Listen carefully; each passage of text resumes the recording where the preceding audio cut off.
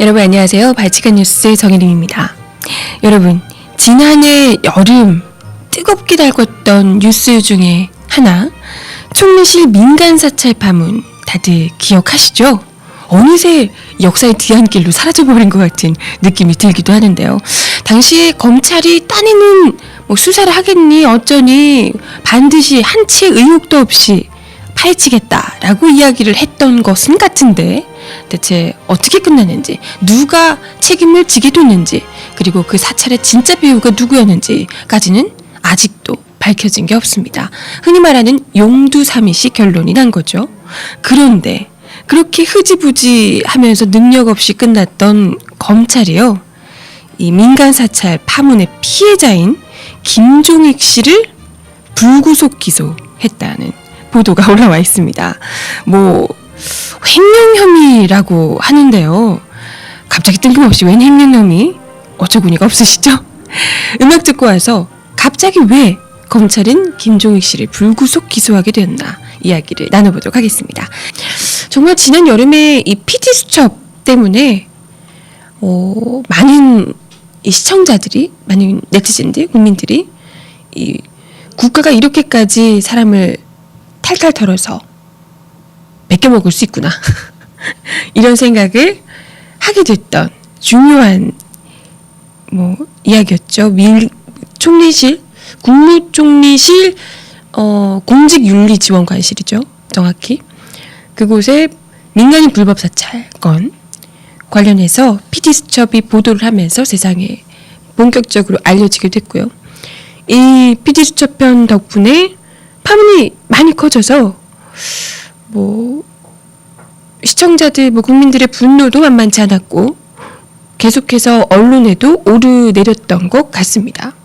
당시에 가장 큰 이슈였으니까요. 그걸로 또 역시 PD수첩이다, PD수첩이 있어줘야 돼, 이런 이야기들 많이 하셨고요. 그랬는데 생각해보면 그렇게 중요한 이슈였는데도 불구하고 이게 어떻게 마무리가 됐는지까지는 제대로 듣지를 못했던 것 같아요. 관심이 없었던 것은 결코 아니었는데 수사를 한다고 하니까 수사를 하나 보다 라고까지만 했었고, 진짜 그 사찰의 배우가 누구인지, 우리가 의혹을 제기했던 수많은 사람들 있잖아요. 청와대부터 시작해서 큰형님까지 대체적으로 큰형님이 진짜 배우의 가능성이 높다, 이런 이야기를 많이 했는데 결국에는 꼬리 자르기 식으로 그냥 제대로 수사되지 않고 흐지부지 되어버렸습니다. 시작할 때는 말 많잖아요. 항상 그런 거 시작할 때는 한치의 의혹 남기지 않고, 한 점도 남기지 않고 제대로 수사를 하겠다, 이렇게 이야기를 하는데 한 점의 의혹을 남기지 않기는커녕 의혹 한 점도 풀지 못한 채로 그냥 끝이 나버리죠. 매번 꼬리 자르기 식으로 끝이 나거나 아니면 피해자는 있는데 아무도 가해자가 없다라는 식으로 끝나버리던지. 네, 그랬었는데 솔직히 그게 제대로 밝혀지지 않은 것도 황당한데요. 이번에는 더 어처구니가 없는 이야기 보도가 됐습니다. 민간사찰 이 피해자인 전 KB 한마음 대표 김종익 씨를 검찰이 횡령 혐의로, 갑자기 웬 횡령 혐의? 네, 횡령 혐의로 불구속 기소를 했다고 합니다. 검찰이 갑자기 왜 김종익 씨를 불구속 기소, 그것도 횡령 혐의로 했을까? 민간인 사찰 이것 관련해서 뭔가 수사를 하다가 이 관련해서 있었다면 또 모를까, 생뚱맞게 횡령 혐의라고 하니까 좀 황당하잖아요. 그죠? 네, 어찌된 일인지 좀 살펴볼게요. 서울중앙지검 조사부는요, 18일 회사 돈 8,750만 원을 횡령한 혐의로 김종익 씨를 불구속 기소했습니다. 검찰에 따르면 김 씨가 KB 한마음 대표로 재직하던 2005년 9월에서 2008년 8월 회사 법인카드로 구입한 상품권을 현금으로 바꾸거나 기념품 구입대금, 임직원 출장비 등등 해서 허위 또는 과다 계산하는 수법으로 1억 1,522 2만 원을 조성한 뒤에 이 중에 8,750만 원을 개인 용도로 사용한 것으로 혐의를 두고 있습니다. 근데 여기서 우리가 눈여겨볼 만한 것은요, 원래 그 작년에 총리실이 이 불법 하차 했을 때, 그때 파문이 한참 확대되고 했을 때 말이죠. 그때도 이미 총리실에서 이 사람이 뭔가 털면 뭔가 나오지 않을까, 요걸로 막 털고 있더라라는 이야기를 들었었잖아요. 그죠? 기억나시죠?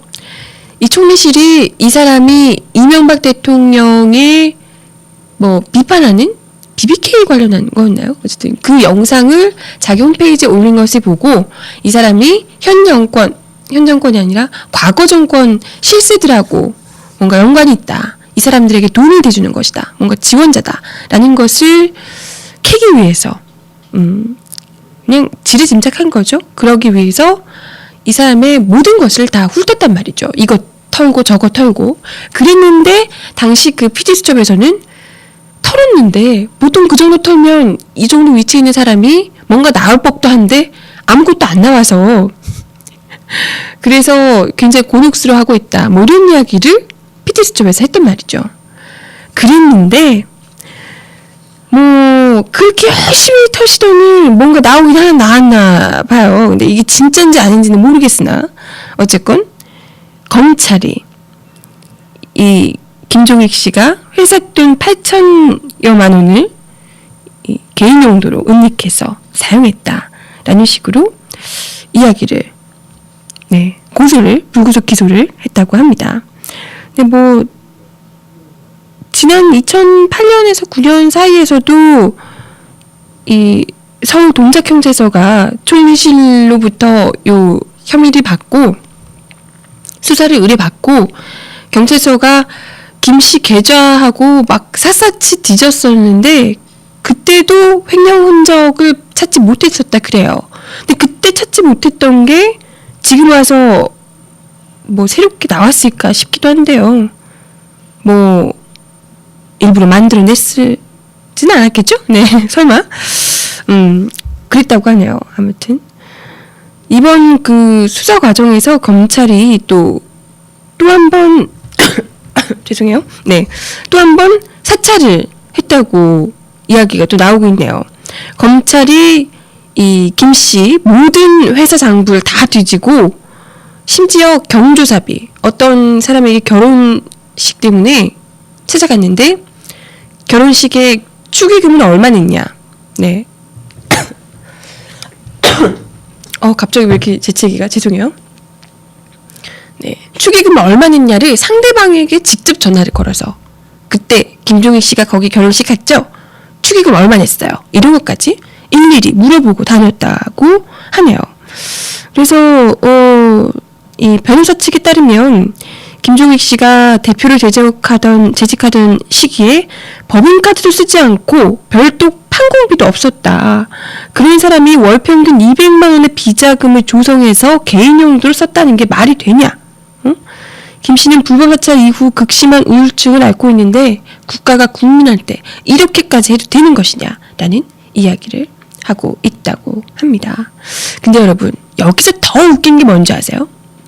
이 검찰이 지금 횡령 혐의로 불구속 기소를 했잖아요. 근데 그 검찰 수사의 단서를 제공한 것이 누군지 아세요, 여러분? 엄청 유명한 분이에요. 그 검찰 수사의 단서를 제공한 분이 바로 우리 조전혁 한나라당 의원이라는 거. 대단하죠? 네, 이 한참 작년에 이 문제가 터졌을 때 조전혁 한나라당 의원이 기자회견을 국회에서 열고 김 씨가 참여정부 비자금을 관리해왔다, 이런 의혹을 제기를 했었습니다. 그러니까 이런 회사 돈을 빼돌려서 참여정부 그 인사들의 비자금을 대줬다, 비자금 창구로 해줬다, 이런 이야기를 한 거죠. 네, 여기서 또 모처럼 조전혁 의원 등장해주니까 반가운데, 내심? 네, 중요한 건 그겁니다. 이게 사실 진짜 이렇게 해서 횡령으로 밝혀지니 아니니 뭐 이건 사실 중요한 게 아니고요. 왜냐하면 없었던 일도 만들어내는 분들이라서 검찰이요, 그죠? 그리고 죄가 아닌 것도 죄가 되게 만드는 사람들이다 보니 우리가 G20 포스터 때도 익히 느껴봤지만요. 그렇기 때문에 이 횡령 혐의로 지금 뭐 불구속 기소를 하긴 했지만 이게 진짜 사실인지 아니면 판결이 어떻게 나든지 이게 지금 중요한 건 아닙니다. 중요한 건 이렇게 열심히 일하는 우리 검찰 나리들께서 진짜 많은 솔직히 대다수 국민들이 이 김종익 씨의 뭐 횡령 혐의 이거에 대해서 그렇게 큰 관심을 가지고 있는 사람은 그렇게 많지 않거든요. 그리고 횡령했다고 해서 이분이 만약에 8천여만 원을 횡령했다고 해서 이 국가적으로 큰 손실이 되거나 이런 사람들은 그렇게 많지 않죠. 피해를 입는 사람들은. 뭐 부산저축은행 그런 정도도 있는데 그죠? 그런데 사실 그것보다도 더 많은 사람들에게 피해가 가고 더 많은 사람들에게 어떻게 보면 직접적인 영향을 미칠 수 있는 민간인 불법 사찰 문제는 그냥 쌩 지나버렸던 검찰이 그렇게 열심히 일하지도 않고 그냥 뭐 해봤는데 하려고 했는데 글쎄 누구더라 잘 모르겠네 이러면서 끝나버렸던 민간인 불법 사찰건. 그랬음에도 불구하고 오히려 피해자인 김종익 씨를 터는 일에는 어쩜 이렇게 열심히 일 수가 있나 이런 생각이 드는 겁니다. 그쵸? 네, 뭐 그쵸. 진짜일 리도 없거니와 전형적인 검찰의 이 수에 휘말리면 안 된다라고 제주불안당님이 그러시는데요. 그렇죠. 이게 전형적인 검찰 스타일이죠. 뭐 매번 겪어봤잖아요. 용산 참사 때도 그렇고 용산 참사 때도 피해자들을 모셔놓고 아버지를 아들이 죽였다고 끝까지 몰아붙이고 뭐 이러셨던 분들이잖아요. 그리고 뭐 제보하고 나면 그 제보자를 불러다가 야 너 일로 와봐. 이게 어디 가면 제보하고 난리야? 이러는 분들이잖아요. 우리 또 검찰들께서 이런 거에 휘말려서 솔직히 이런 거 무서워서 제보를 못하게 만들려고 더욱더 그러지 않을까라는 생각이 드는데 그렇다고 해서 제주불안당님 말씀대로 그 수에 휘말려서 우리가 어머 진짜 횡령했나? 이러고 있으면 안 된다는 거겠죠. 아마 횡령은 횡령이고 이게 뭐 글쎄요 진짜 횡령일까? 네. 그리고 왜 하필 그 많은 이때까지 부산저축은행 이런 데는 일어나고 있던 비리들 절대 캐지도 알지도 못했던 검찰이 왜 8천여만 원 횡령을 했다는 건 아니고요. 했다고 하는 김종익 씨는 어쩜 이렇게 탈탈 털어서 잘 조사를 했을까라는 생각이 들기도 합니다. 근데 이 말이 진짜 가슴에 와닿네요. 불법 사찰 피해자에게 어떻게 국가가 지들이 잘못해놓고 그것도 다른 곳이 한 게 아니잖아요. 국가가 민간인을 불법 사찰을 했단 말이죠. 엄연히 사실인데요.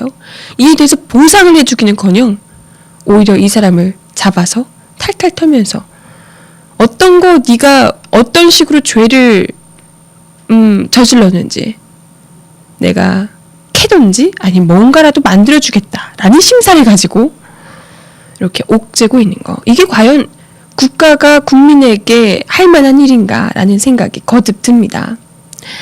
참 진짜 대단하세요. 응? 하여튼 정부의 치졸함. 누가 봐도 보복이잖아요. 보복. 어디 네가 지금 딱 닥치고 있어야지 이게 어디서 지금 캐려고 이러면서 너 어디 한번 보자. 너 그래. 너 발끝까지 다 털어주마. 라는 마음으로 철저하게 보복 수사를 진행한 검찰 되시겠습니다. 이러니까 이 견찰 뭐 이런 얘기 듣는 거예요. 정권의 개 이런 말 듣는 거예요. 진짜. 그죠? 아유 참 한두 번도 아니고 이 민간인 불법 사찰 건을 우리가 좀 더 이번 기회로 붐업을 좀 시켜줄까요? 이때까지 사람들이 그냥 대충 흘리고 지나갔더니 이것들이 그냥 다 까먹은 줄 알고 그냥 응? 싹 넘겨버리려고 말이야. 그죠? 이렇게 검찰이 이왕 불구속 기소도 하고 이렇게 한 김에 그럼 다시 한번 이슈화를 시켜주는 거죠, 뭐 우리가. 이거 다시 한번 수사하라고 그 불법사찰 진짜 배후들 누구였는지 속속들이 캐낼 수 있도록.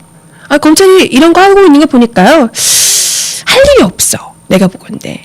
한가한 거야. 한가하니까 이런 거 하지. 진짜 중요한 일들 안 하고 이런 거 하고 있는 거 보니까 일을 좀 시켜야 되겠다 생각이 드네요. 그죠?